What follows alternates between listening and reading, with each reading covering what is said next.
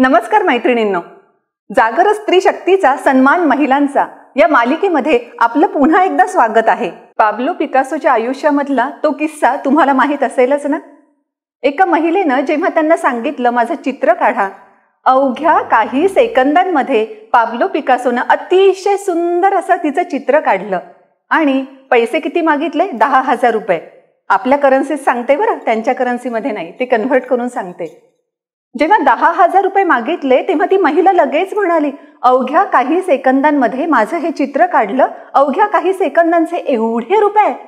आणि पाब्लो पिकासोनं उत्तर दिलं, अवघ्या काही सेकंदांमध्ये इतकं सुंदर चित्र काढता यावं याच्यासाठी जे मी अथक परिश्रम घेतले, जेवढे माझे सगळे वर्ष त्यामध्ये मी इन्व्हेस्ट केले, त्याचे हे पैसे आहेत। मैत्रिणींनो, नृत्य कलेमध्ये वर्षानुवर्ष मेहनत केल्यानंतर कुठे एकदा नाव झालेलं असतं। आपल्याला काय होतं, जे नाव झालं तेवढं फक्त दिसतं की वा किती छान किती छान, पण त्यांच्या त्या स्टारडमच्या मागे केवढी मेहनत असते हे मात्र आपण कदाचित बघायला विसरतो का? आज अशाच या नृत्य कलेमध्ये अत्यंत पारंगत असणाऱ्या मैत्रिणीची मी आपल्याला भेट घालून देणार आहे आणि बघूया खरंच तिनं केवढे अथक परिश्रम घेतले आणि त्यांचं एकंदरीत आयुष्याचा प्रवास कसा होता। चला तर मग भेटूया आपल्या ह्या नव्या मैत्रिणीला, नवदुर्गेला। नवदुर्गा महोत्सव 2020, जागर स्त्री शक्तीचा सन्मान महिलांचा। हैदराबादमध्ये लहानाची मोठी झालेल्या आपल्या या मैत्रिणीला आधीपासूनच नृत्याची आवड होती। जेमतेम परिस्थितीवर मात करून आपल्या ध्येयाप्रती तिनं वाटचाल केली। लग्नानंतर पतीच्या मोठ्या पाठिंब्यामुळे तिला नृत्य कला प्रकारात स्वतःला वाहून घेता आलं। 2007 साली देवमुद्रा डान्स अकॅडमीची स्थापना झाली। अगदी छोट्याशा शेडमध्ये सुरू केलेल्या या अकॅडमीचा आज मितीला नृत्य क्षेत्रात समस्त भारतभर नावलौकिक झाला आहे। आजवर या मैत्रिणीच्या मार्गदर्शनानं हजारो विद्यार्थ्यांनी नृत्य कला प्रकारात आपलं करिअर केलंय। सर्वच विद्यार्थ्यांच्या भविष्यासाठी तळमळ असणारी, सर्वांची आवडती आणि आदर्श डान्स गुरु सध्या डॉक्टर बाबासाहेब आंबेडकर मराठवाडा विद्यापीठ इथे ड्रामा आणि डान्स डिपार्टमेंटमध्ये लेक्चरर आहे। तिनं विविध राष्ट्रीय आणि आंतरराष्ट्रीय कार्यक्रमांमध्ये आपल्या संपूर्ण टीमसोबत असंख्य सादरीकरण केलेले आहेत। त्यासोबतच सामाजिक उपक्रमांसाठी देखील आपला कलाविष्कार प्रस्तुत केलाय। आजवर कित्येक नामांकित आणि प्रतिष्ठेच्या मानल्या जाणाऱ्या असंख्य अवॉर्ड्सनं ती सन्मानित झालेली आहे। नृत्याविष्कारात नेहमीच सृजन लागतं आणि हे सृजन कलेप्रती असलेल्या आपल्या समर्पण भावामधून येतं, हा मोलाचा संदेश ती नेहमीच आपल्या विद्यार्थ्यांना देते। विविध विषयांवरील तिचं वाचन अफाट आहे। प्रोफेशनच्या व्यस्ततेमधून घरातील किचनमध्ये सुद्धा ती जातीनं लक्ष देते। जेवढी खंबीर आणि ठाम, तेवढीच ती इमोशनल आणि प्रेमळ। कलात्मक करिअर निवडलेली आणि नेहमीच नवनिर्मितीसाठी प्रयत्न करणारी आपली आजची नवदुर्गा म्हणजे व्ही. सौम्यश्री पवार।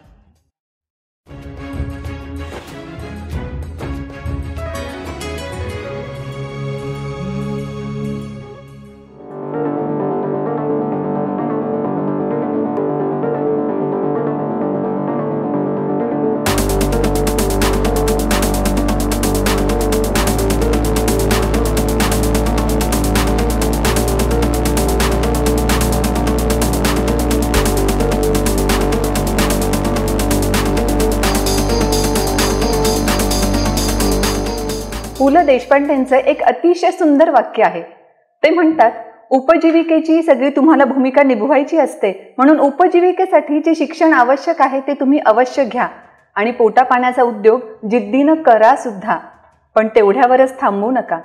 त्याच्याही पलीकडे जाऊन साहित्य, चित्र, संगीत, नाट्य, खेळ या सगळ्या गोष्टींमध्ये सुद्धा तुम्ही मन रमवा, कारण तुम्हाला पोटापाण्याचा उद्योग जगवेल, पण का जगायचं हे तुम्हाला कलेशी केलेली मैत्री सांगेल। कलेशी मैत्री केलेली आज एक आपली नवदुर्गा आपल्या भेटीला आलेली आहे आणि तिचं सगळं कार्यकर्तृत्व आपण आत्ताच पाहिलं की बाप रे, एवढ्या सगळ्या गोष्टी या आपल्या मैत्रिणीनं केलेल्या आहेत। आज आपण गप्पा टप्पा मारूया आपल्या या सौम्यश्री मॅमशी आणि जाणून घेऊया की त्यांचा हा सगळा प्रवास, एवढं मोठं कार्यकर्तृत्व त्यांनी नेमकं कसं मिळवलं आहे। नमस्कार मॅम। नमस्कार। मला खरंच तुम्हाला प्रश्न विचारावासा वाटतो की आता आम्ही क्लिपमध्ये पाहिलं, बाप रे बाप, एवढे सगळे पारितोषिक 35 इयर्स पासून मॅम याच क्षेत्रामध्ये आहेत. स्वतःचं तर नावलौकिक मिळवलेलाच आहे, पण तुम्ही विद्यार्थिनी सुद्धा घडवत आहात. कसं जमतं हे सगळं? म्हणजे इन्स्पिरेशन कोण आहे तुमच्या मागे? नमस्ते. मेरे गुरु जिनसे सीखा है उन्होंने मुझे पूरा मार्गदर्शन दिया है, और मेरे माता पिता और मेरे जो भी बड़े गुरुजन और ऑफ कोर्स स्टूडेंट्स जो है वो भी मुझे इंस्पायर करते हैं, क्योंकि जब तक स्टूडेंट नहीं रहता हम नहीं सिखा सकते या हमको मालूम नहीं पड़ता हमारा वर्क क्या है. तो स्टूडेंट्स भी मेरा इंस्पिरेशन है, बट ऑफ कोर्स मेरे गुरु सबने मुझे गाइड किया है. ओके. आणि ह्या क्षेत्रामध्ये तुम्ही आल्या कशा? म्हणजे इंटरेस्ट केव्हापासून डेव्हलप झाला?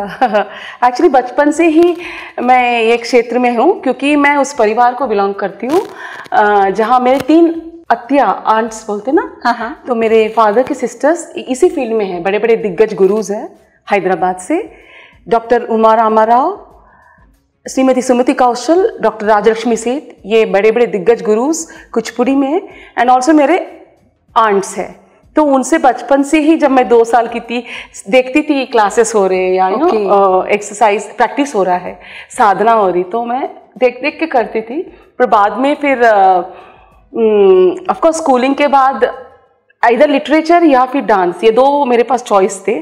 तो फिर मैंने मेरे जो परिवार का आगे बढ़ाने के लिए लेगेसी, उसके लिए फिर और मेरे गुरुज भी बोले थे, अत्या भी बोले कि नहीं सौम्या तुमको इसमें इंटरेस्ट है तो आगे बढ़ो. तो इसमें फिर मैंने प्रोफेशनल एजुकेशन भी इसी में लिया. मैंने BA, MA, नेट, PhD तक डान्स में ही मेरा पूरा शिक्षण है.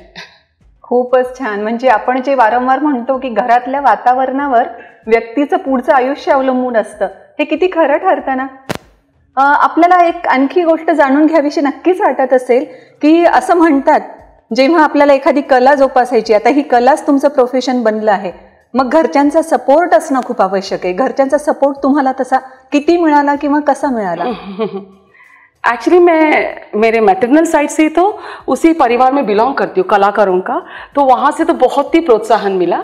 लेकिन या कई बार एक लड़की या एक औरत के जीवन में शादी के बाद चेंजेस आते हैं. हाँ. तो उसमें भी, लेकिन मैं पहले से ही सोचा था कि अगर शादी हुआ तो फिर इंटरेस्टेड, जिनको कलाओं में इंटरेस्ट है उनके साथ ही, क्योंकि इतना अभी 20-25 साल दिया है तो आगे भी करना ही है.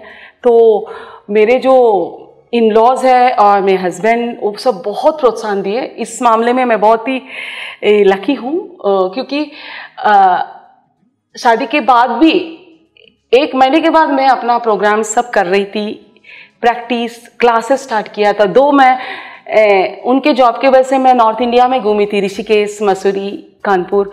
बट फिर भी 1-2 महीने में मैंने शुरू कर दिया था. ऋषिकेश में जो ट्रैवलर्स आते हैं, टूरिस्ट, उन सबको सिखाने लगी, एंड स्कूल्स, रेजिडेंशियल स्कूल्स में जाके वर्कशॉप्स लेने लगी. तो मेरे हस्बैंड बहुत ही मेरे बैकबोन रहे हैं, और बहुत उन्होंने, मैं तो पहले एक डांसर थी, बट डांसर को एक कलाकार बनाना, जैसे ऑफकोर्स मेरे गुरुज का भी उसमें बहुत बड़ा कंट्रीब्यूशन है, लेकिन ऑल्सो मेरे हस्बैंड रामदास पवार, उन्होंने मुझे एक कलाकार बनाया है. एक डांसर, एक स्टूडेंट से एक फुल फ्लेज्ड आर्टिस्ट बनाया है. तो उनका बहुत ही मुझे कोऑपरेशन मिला ज़िंदगी में. ऑफ कोर्स हमारे जर्नी में भी, वेदर बच्चा है या घर का जो भी रिस्पॉन्सिबिलिटीज़ है, सब में हम इक्वली डिवाइड करते थे. इनफैक्ट कभी कभी वो ज़्यादा करते थे, क्योंकि मैं ट्रैवल करती थी शोज़ के लिए.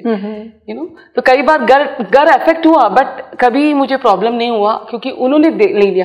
ऐसे नहीं कि ओनली एक औरत को ही देखना चाहिए घर, ऐसे नहीं. हमारे घर में दोनों का इक्वालिटी है. इनफैक्ट कभी कभी वो ज़्यादा करते, कभी मैं ज़्यादा करती हूँ. तो दैट फ्रेंडशिप इज़ देयर. तो हमारा ऐसे हुआ, तो बहुत ही I am lucky in that way. Ma'am, तुम्ही आत्ता सांगितलं की लग्न झाल्यानंतर अवघ्या 1 महिन्यामध्ये तुम्ही पुन्हा डान्सिंगला सुरुवात केली. आणि पण मग जेव्हा मूल झालं, लहान होतं ते, तेव्हा अडचण आली असेल ना? तेव्हा थांबवावं लागलं का डान्स? हाँ, एक्चुअली हाँ, 3-4 महीने मैंने थोड़ा सा ब्रेक लिया. लेकिन जब मेरा बेटा 6 महीने का था, तो मुझे एक बहुत ही बड़ा अवसर मिला हैदराबाद नेशनल लेवल का फेस्टिवल में। तो फिर मेरे हस्बैंड बोले नहीं तुमको जाना चाहिए। तो एक छोटा बच्चा जिसको आप फीड कर रहे हो उस बच्चे को छोड़ के मैं हैदराबाद गई थी शो के लिए। तो उसमें उनका ही बहुत बड़ा हाथ है, क्योंकि उन्होंने संभाला उसको एक हफ्ता। उस समय तो 20 साल पहले फ्लाइट्स थोड़े कम थे तो ट्रेन में जाना पड़ा, तो मुझे एक हफ्ता लगा लाइक आना जाने में। तो पूरा उन्होंने देखा। तो he was also mother to my son. तो इस मामले में उसने मैं इतना घूम पाई। मैंने बहुत सारे कंट्रीज में गई हूँ और इंडिया में भी बहुत जगह जाके परफॉर्म किया है।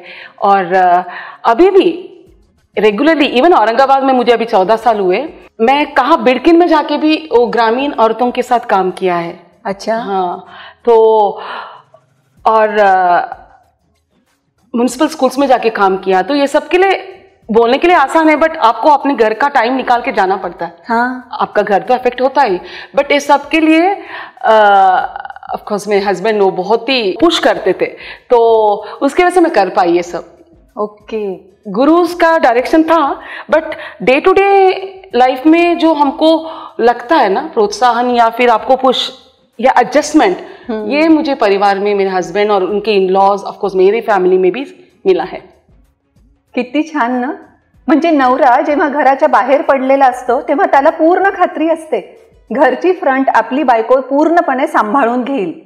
जेव्हा असाच विश्वास बायकोच्याही मनात नवरा निर्माण करू शकतो तेव्हा ती महिला केवढी उंच भरारी घेऊ शकते हे आता सौम्यश्री मॅमनी जे सांगितलं त्याच्यावरून आपल्या लक्षात आलंच. मेरी कोमच्याही बाबतीमध्ये आपल्याला माहित होतं ना की जुळी मुलं त्यातला एक आजारी तिची मॅच चालू तरी सुद्धा नवऱ्याने इतक्या छान पद्धतीने सांभाळलं की ती मॅच जिंकली सुद्धा. अशीच प्रत्येक वेळेसची मॅच म्हणजे मॅमनी जे सांगितलं ते मला फार आवडलं की डे टू डे लाईफ मध्ये लगेच करावं लागतं. म्हणजे लगेच कॉम्प्रोमाइज असतं किंवा लगेच सगळं सांभाळणं असतं. फक्त त्या निघून गेल्या आणि घरचं यांनी सांभाळलं तर घरचं काय सांभाळायचं असतं हे माझ्या मैत्रिणींना नक्कीच लक्षात असेल. साधा चहा करायचं तर काय काय करावं लागतं हे माहित आहे ना आपल्याला. मॅम खरंच ग्रेट ग्रेट. म्हणजे अनकंडिशनल लव्ह ज्याला म्हणतात ना तसं तुमच्या दोघांचं लव्ह होतं हे लक्षात येतं. आणि म्हणूनच मला उगाच शंका येते लव्ह मॅरेजच का? नाही, arrange marriage only. Okay. But of course my friends, मेरे फ्रेंड्स के चाचा थे, तो it's kind of love and arranged. Wow. खरंच प्रत्येक कुटुंबामध्ये जर इतकी छान पद्धती राहिली ना तर महिला आपल्या भरपूर उंच भरारी घेतीलच नक्की. मला एक जस्ट असा प्रश्न पण विचारावासा वाटतो की तुम्ही या फील्ड मध्ये नसतात तर मग कुठे गेला असतात? इंटरेस्टिंग. मुझे लिटरेचर में बहुत इंटरेस्ट था तो शायद मैं इंग्लिश लेक्चरर बनती, या और एक जब मैं यंग थी मुझे एयर होस्टेस बनने का बहुत ही, मैंने एक आध बार फॉर्म भी लाया था क्योंकि उस समय अभी के जो रिक्वायरमेंट्स मुझे मालूम नहीं बट उस समय 5'5" हाइट रिक्वायरमेंट चलता था. तो मैंने एयर होस्टेस बनना था क्योंकि मुझे घूमना बहुत अच्छा लगता है, वर्ल्ड ट्रैवल करना, डिफरेंट कंट्रीज डिफरेंट सिटीज़ देखना, तो वो एक ड्रीम था. लेकिन ऑफ कोर्स मुझे सेवा भाव भी है तो कभी कभी मुझे लगता है कि मुझे ना शायद नर्स भी बनना चाहिए क्योंकि उनका जो मैंने अभी देखा 5 साल में, तो नर्स बने या फिर एनीथिंग वेयर हम सर्व कर सकते तो मुझे करना अच्छा लग सकता था और करती भी हो. अभी शायद मैं फ्यूचर में करूँगी. छान दृष्टिकोन ना. म्हणजे शुश्रूषा करणं सुद्धा किती महत्वाचं असतं. स्वतःच्या अनुभवातून तर मॅमना कळालंच पण लगेच त्या म्हणाल्या सुद्धा की पुढे कदाचित मी हेच करणार आहे. Great ma'am. आणि याच अनुषंगानं मला आणखी एक तुमच्याकडून जाणून घ्यावं असं वाटतं. हा कोरोनाचा भाग आपण पूर्णपणे जर विसरून गेलो आणि 1 महिन्याची सुट्टी अशी तुम्हाला कोणीतरी देऊन टाकली की चिंता अजिबात करायची नाही, ही 1 महिन्याची सुट्टी तुम्हाला, तर त्या सुट्टीत तुम्हाला काय काय करायला आवडेल? जैसे मैंने पहले बताया मुझे घूमना बहुत अच्छा लगता है तो मेरे लॉन्ग लिस्ट है. एक्चुअली मार्च में मैंने प्लान भी किया था, स्पिरिचुअल हॉलिडे पे जा रही थी मैं, बट जा नहीं पाई लॉकडाउन की वजह से. तो शायद मैं कोडाईकनाल से जाके धर्मशाला तक जाना चाहती हूँ हिमाचल में. तो थोड़ा स्पिरिचुअली इंक्लाइंड अभी हो रही हूँ मैं. ऑफकोर्स हमारे डांस फील्ड में एनी कला में स्पिरिचुअलिज्म आप एक हमारा एक वे ऑफ लाइफ रहता है बिकॉज हमारा जो साधना है ये सब करते हैं तो एक पूजा है. तो मुझे जाना है इधर धर्मशाला या फिर पौंडीचेरी, घूमना है basically, but of course not वैसा हॉलिडे नहीं, एक पीस सीकिंग हॉलिडे पे जाना चाहूंगी मैं, एंड सोलो. वाव, मस्त. अगदी आपल्यापैकी पण बऱ्याच जणींना वाटत असेल ना की बाकीच्या कोणत्याही टेन्शन्स नसताना छानपैकी आपलं एकटंच भटकून यायचं. मॅम, तुम्ही जेव्हा जाणार तेव्हा मला सांगा, तुमच्या सोबत नाही येणार पण तुमच्या मागे मागे तरी कुठेतरी. ओके मॅम, इतक्या 35 वर्षांपासून ह्या तुम्ही डान्स फील्डमध्ये ऍक्टिव्ह आहात, स्वतः पण डान्स करता, मुलींना सुद्धा डान्स शिकवता. मग ह्या सगळ्याच याच्यामध्ये काही कडू आठवणी, काही गोड प्रसंग असे आले असतील ना, तर त्याबद्दल थोडं सांगा ना. या कोई भी फील्ड में अप्स एंड डाउन्स तो रहते ही है. Know field is a cake walk. ये स्पेशली डांस फील्ड में बड़े बड़े शहरों में तो ठीक है, बट अगर छोटे शहरों में जाते, ग्रामीण भागों में जाते, वो लोग अलग से देखते थोड़ा सा. तो कभी कभी अरे वो नाच कर रही है, या एक डांस को लेके एक स्टिग्मा भी है रूरल एरियाज में. तो कभी कभी झूठ भी बोलना पड़ता है. आप क्या करते हैं? हाँ, मैं बीए कर रही हूँ लिटरेचर में, ऐसे बोलना पड़ता है. बीए डांस नहीं बोलती, क्योंकि लोगों को समझ में नहीं आता है आगे क्या समझा है. तो कभी कभी ये भी हमको स्टैंड लेना पड़ता है. तो बट या लास्ट 10 years में काफ़ी बदलाव आया है. बट मुझे कई बार, आप ट्रैवल करते हो शोज के लिए, तो डांस एक कला, इसके लिए कितना मेहनत लगता है. बट लोगों को लगता है कि डांस कर रहे फ्री में कीजिए परफॉर्मेंस, तो ऑर्गेनाइजर्स हमको फ्री में परफॉर्मेंसेस पूछते. उनको मालूम नहीं कि इतना कॉस्ट्यूम को लगता है, मेकअप को इतना हम लोग साधना करते, इतने साल देते. बट अभी भी हमको फ्री शोज ही पूछते बहुत लोग. यही हमको कभी कभी बुरा लगता है, क्योंकि एक टेलीविजन मीडिया वाले हैं या कोई और है, उनके साथ हमको भी बुलाते हैं, बट हमको 1 पैसा नहीं देते, उनको काफ़ी हज़ारों लाखों में देते. तो ये थोड़ा सा माइंडसेट चेंज करना चाहिए. इसमें भी बहुत मेहनत लगता है. And also of course dance को एक दर्जा दिया गया है अभी, बट पहले प्रॉब्लम होता था. बट अभी तो बिकॉज यूनिवर्सिटी में आ गया, इसको एक उम्दा मिला है, बिकॉज इट्स स्टडी एक सब्जेक्ट है. तो उसके वजह से काफ़ी अभी हमको एक at par with engineering and medicine, dance also, music also, drama also. Of course हमारे यहाँ यूनिवर्सिटी में भी BPA BA डांस है. सिमिलरली ऑल द यूनिवर्सिटी, सब यूनिवर्सिटीज़ में अभी डांस एज अ सब्जेक्ट है. तो ये बहुत बड़ा एक कार्य है, एक बिग स्टेप है. और इसके लिए 70s में मेरे गुरु डॉक्टर कनक रेले, उन्होंने बहुत लड़ाई की थी मुंबई यूनिवर्सिटी में डांस लाने के लिए. जब एडमिनिस्ट्रेटिव स्टाफ बोलते थे डांस में क्या है, ताली तो बजाना है, इसके लिए डिग्री क्या है, बट उन्होंने लड़के डांस को 73 में मुंबई यूनिवर्सिटी में स्टार्ट किया. तो मुंबई में पहली बार dance as a subject in university start हुआ. उसके बाद अभी तो सब जगह है. तो अभी ये आज की जनरेशन बहुत लकी है, उनके लिए डांस फील्ड में भी बहुत स्कोप है. तो अभी काफ़ी इसका उज्जवल भविष्य है, because not only as a performer, choreographer, as a teacher. अभी तो ऑनलाइन काफ़ी कुछ हो गया, इसमें रिसर्च कर सकते हैं, इसके वीडियो फिल्म्स बना सकते हैं, डॉक्यूमेंट्रीज बना सकते हैं, मेकअप, कॉस्ट्यूम्स, तो लॉट ऑफ अपॉर्चुनिटीज़. तो अभी बहुत अच्छे दिन आए हैं and we are all striving for it. हम सब मेहनत कर रहे हैं. ऑफकोर्स हमारे बड़े गुरु सब ने उसके लिए एक फाउंडेशन स्टोन बना के रखा है. उसको हम आगे ले जाना है अभी हम सबको, हमारी जनरेशन और आगे नेक्स्ट जनरेशन को. नक्कीच मॅम, अजूनही डान्स तशाच पद्धतीनं पुढे जात राहील. सामाजिक मानसिकता बदलणं खरंच किती आवश्यक असतं ना. म्हणजे मॅमनी आत्ता जसं सांगितलं की अरे तुम्हाला काय फक्त डान्स तर करायचा आहे, पैसे कशाला हवेत. अरे पण डान्स करायला ती एक महत्त्वाची साधना आहे, फक्त कला नाही, साधना आहे. आणि असं म्हटलं जातं की dance is the language of soul. अशा परिस्थितीमध्ये तर डान्सला तितकी प्रतिष्ठा मिळणं, आता मिळते खरी, पण अजून जास्त प्रतिष्ठा मिळणं आवश्यक आहेच. आणि ह्याच पद्धतीचे सगळे प्रोग्राम्स पुढे जात राहिले तर ही प्रतिष्ठा नक्कीच मिळेल अशी आपल्या सगळ्यांनाच खात्री पण वाटत असेल.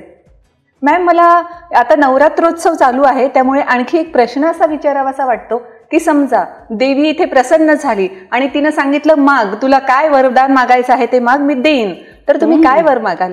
वाह, ये तो बहुत अच्छा होगा. बट वैसे भी या नवरात्रि अभी बहुत ऑस्पिशियस डेज है अब है. आप भी एक देवी के रूप में आए हमारे यहाँ।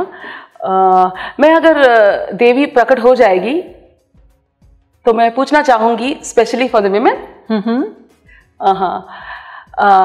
जैसे मैंने पहले बताया, इक्वालिटी ये बोलने के लिए बहुत आसान है लेकिन हर घर में नहीं है। तो मुझे लगता है एक माँ, एक स्त्री को ही पहले शुरुआत करना चाहिए। अपने दोनों बच्चे, अगर लड़की लड़का है तो उसको इक्वली ट्रीट करे। अगर एक को पैम्पर कर रहे हैं, दोनों को पैम्पर करो, दोनों को स्पॉइल करो।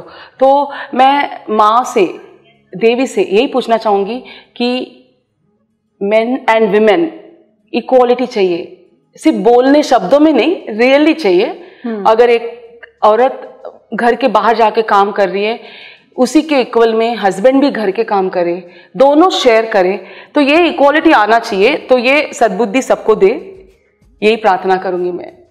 तो मेरे सब बहनों के लिए अच्छे इक्वालिटी, ऑफ कोर्स बड़े शहरों में तो काफी विमेन अच्छे पोजीशन में है, बट मैं थोड़ा से ग्रामीण और रूरल वहां पर भी थोड़ा चेंज हो तो बहुत अच्छा। आलं लक्षात? अशा असतात आपल्या महिला, म्हणजे आपण सगळ्याच जणी। आपण 17 तारखेपासून पाहतोय आणि प्रत्येक महिलेला जर विचारलं की तुम्हाला वरदानमध्ये काय हवंय, तर प्रत्येक महिला फक्त एवढंच मागत आहे की सगळ्या स्त्रियांसाठी इक्वॅलिटी प्रत्यक्षात आली पाहिजे आणि स्त्रियांवरचे अन्याय, अत्याचार सगळेच पूर्णतः बंद झाले पाहिजे किंवा पुरुषांना तेवढी सद्बुद्धी मिळाली पाहिजे की अशा घटना घडूच नाहीत। अशा आपण मोठ्या मनाच्या खरं स्त्रिया। याच आपल्या मैत्रिणींना काही तुम्ही संदेश देऊ इच्छिता? मैं सभी मैत्रियों को यही संदेश देना चाहती हूँ कि हम दूसरों को बोल के कुछ नहीं होगा, हम अपने आप को खड़े करना है और हमको फाइट करना है। कुछ भी हम इनको बोलेंगे, उनको बोलेंगे, यू नो, तो you have to stand for yourself. आप आत्मनिर्भर बनिए, डिटर्मिनेशन के साथ खड़े रहिए और फाइट कीजिए। तो be confident and be yourself. Ma'am, म्हणजे प्रश्न विचारणं मला पण थोडंसं अवघड वाटतंय, पण तरी सुद्धा मला विचारावासा वाटतो की दुर्दैवानं लास्ट इयर आपल्या हजबंडची डेथ झाली, पण तरी सुद्धा आपण पुन्हा याच्यातून बाहेर निघण्याचा प्रयत्न करत आहात। ते हजबंड की ज्यांनी एवढा सपोर्ट केला होता, एका डान्सरपासून एका आर्टिस्टपर्यंत तुम्हाला पोहोचवलं, तर ह्या सगळ्या प्रसंगातून तुम्ही कशा बाहेर पडू शकल्या? एक्चुअली मेरे हस्बैंड 3-4 साल से बीमार थे, तो तभी से वो मुझे प्रिपेयर किए और बोलते थे। इवन इन हिज इलनेस हमने शोज किए हैं। ओके। वो उस स्थिति में दिल्ली गए थिएटर ओलंपिक्स फेस्टिवल के लिए, हम लोग बीड़ गए भारू फेस्टिवल के लिए। तो जब वो खुद इतना तकलीफ लेके कर सकते, तो मैं तो ठीक हूँ, मैं तो कर ही सकती हूँ ना। तो वो मुझे उन्होंने इतना इन्वाइट किया, लास्ट तक वो बोलते थे कि तुमको डांस नहीं छोड़ना है, तुम्हारा अपना करियर आगे बढ़ना है और काम करना है। इसमें हमने उनके वजह से हमने डांस को सिर्फ dance as a art, dance for art sake नहीं, dance for a cause, art for cause, ये भी हमने बहुत हमारे प्रोडक्शंस में किया है। 3 Earths है, एक स्त्री के ऊपर विवर है, और एक विट्ठल तुकियाचा, संत तुकाराम, ये सब उनके लेखन है, उनका रामदास पवार उनका लेखन है। तो उन्होंने इतना छोड़ के गए, तो मुझे लग रहा है अभी उनको पूरा करना है। अगर मैं बैठ जाऊंगी, होता है, सबको तकलीफ होता है, मुझे भी टाइम लगा 9-10 महीने, बट फिर मुझे उनका सब याद आया। उन्होंने ऑलरेडी, उनके लेखन है मेरे सामने, सब उनके पोएम्स है, उनके स्टोरीज है, तो वो सब देखती हूँ तो मुझे लगता है इन सबको मुझे अभी पब्लिश करना चाहिए। और उनका सब मुझे याद आता है, क्योंकि even in the last days in the hospital वो पूछते थे वो शो कैसा चल रहा है, ये कैसा चल रहा है। Can you believe, even in hospital bed हम सीता की वापसी इसके ऊपर डिस्कस कर रहे थे, नया प्रोडक्शन के बारे में, नया डांस ड्रामा के बारे में। तो जब वो इतने ऑप्टिमिस्टिक रह सकते हैं, तो मुझे तो रहना ही है। और मेरे सामने मेरा ये संस्था है और मैं विद्यापीठ में सिखाती हूँ, मेरे स्टूडेंट्स ही मेरे वेल्थ है, यू नो, मेरे ट्रेजर है, तो उनके लिए भी करना है। और ऑफ कोर्स मेरी फैमिली भी बहुत बहुत मुझे पुश करती है, मेरे इन-लॉज भी बहुत अच्छे, वो पूछते हैं आज तुम यूनिवर्सिटी गई हो क्या, did you go to your institute, तुमने डांस स्टार्ट किया क्या, ऐसे पूछते हैं मेरे इन-लॉज एंड मेरे परिवार, यू नो, फ्रेंड्स भी। तो जब मेरे इर्द गिर्द इतने अच्छे लोग हैं तो मुझे खड़े होना ही पड़ा। और मेरे फ्रेंड्स भी 2-3 फ्रेंड्स स्पिरिचुअल हीलर्स हैं, बहुत ही मुझे काउंसिल करते हैं फ़ोन में, काफ़ी मदद मिल रहा है मुझे। और ऑफ कोर्स उनके अभी भी हमारे पास उनके नृत्य नाटिका है, वो सब हम करते रहेंगे तो उनका है वो हमारे साथ है, ऐसा लगता है। हाँ, बोलना मुश्किल है, बहुत आसान है, बट महसूस करना मुश्किल है, बट ट्राई कर रहे हैं। लेकिन हाँ, इसके लिए मैं एक बात कहूँगी कि मैं बीइंग अ डांसर, वो भी मुझे बहुत हेल्प किया। अगर मैं सिर्फ हाउसवाइफ रहती या फिर कोई रेगुलर जॉब करती, पता नहीं क्या करती, मैं जॉब छोड़ दी, I don't know, but being in the creative field, it was like a therapy, almost dance was like a meditation to me. तो मैं यहाँ आती थी तो मैं थोड़ा भूल जाती थी, भूलना मैंने of course I can't forget him, लेकिन वो दुख थोड़ी देर के लिए भूल जाते आप। तो डांस में आके मग्न होना, क्रिएटिविटी, कुछ नया क्रिएट करना, सिखाना, और या ऑफ कोर्स इसलिए बोलते हैं आर्ट थेरेपी बोलते हैं, म्यूजिक हील्स, डांस हील्स। तो सभी को अगर कोई इसके थ्रू गो थ्रू कर रहा है, सबके जीवन में ऐसे आता ही है, सबको जाना ही है, तो मैं यही कहूँगी कि आप हिम्मत मत हारिए और कुछ ना कुछ आपको जो पसंद है, संगीत पसंद है या फिर कोई खेल पसंद है या पेंटिंग, आप वो कीजिए, वो आपको एज ए थेरेपी हेल्प करेगा।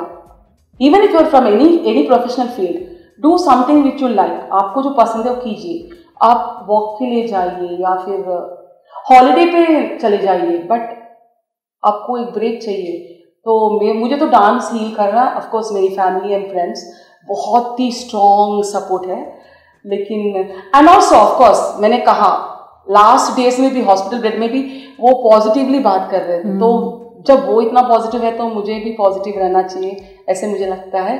और उन्होंने जो सपने देखे मुझे अभी आगे उसको पूरा करना है। मॅम, तुम्हाला खरंच परमेश्वर ताकद देव एवढंच मी म्हणू शकते। पण खरंच आपल्या लक्षात येतं ना की जर एवढी सकारात्मकता असेल आणि आपण इमोशनली स्वतःवरच डिपेंडंट असू, तर अशा सगळ्या वाईट प्रसंगांतून बाहेर येणं सुद्धा आपल्याला शक्य बनू शकतं।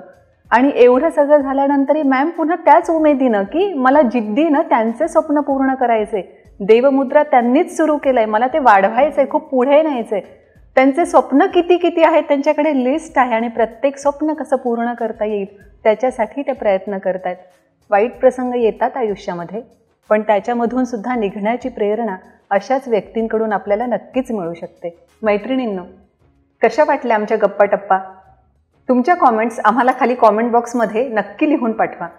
आणि पुन्हा उद्या मी येणारच आहे आणखी आपल्या एका नव्या मैत्रिणीला घेऊन आणि या नवदुर्गेकडून आणखी काहीतरी वेगळं जाणून घेण्यासाठी। थँक्यू मॅम, तुम्ही इथे आलात त्याबद्दल खूप खूप धन्यवाद।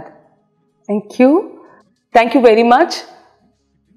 ये बहुत ही सुंदर अवसर मिला मुझे ही नहीं, मेरे साथ और 8 मैत्रियों के लिए बहुत ही ब्यूटीफुल कॉन्सेप्ट है। आप सब हमसे जुड़े हैं ऑनलाइन, यूट्यूब, सोशल मीडिया, और देख रहे हैं, सुन रहे हैं। Thank you very much. Hope आपको हमारी ये स्टोरी से कुछ इंस्पायर होने का मौका मिला। आप सबसे भी हमको इंस्पायर होने का मौका मिलता है। इतनी बड़ी मैम, इनके लाइफस्टाइल, इनके जो कार्य है, इनसे भी हम इंस्पायर होते हैं। All the women out there, happy Navratri and happy Dussehra.